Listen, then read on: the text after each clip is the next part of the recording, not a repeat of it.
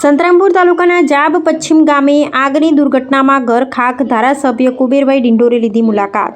સંતરામપુર તાલુકાના જાબ પશ્ચિમ ગામે તારીખ 19/5/2026ના રોજ બારિયા સુખાભાઈ કોયાભાઈના ઘરે અચાનક આગ લાગવાની દુર્ઘટનામાં સમગ્ર ઘર તથા ઘરવખરીનો સામાન બળીને ખાખ થઈ ગયો હતો। આ દુઃખદ ઘટનાની જાણ થતાં 123 વિધાનસભાના ધારાસભ્ય તથા પૂર્વ શિક્ષણ મંત્રી કુબેર ડિંડોર ઘટના સ્થળની મુલાકાત લઈ પીડિત પરિવારને સાંત્વના આપી અને તેમની વેદનામાં સહભાગી બન્યા હતા।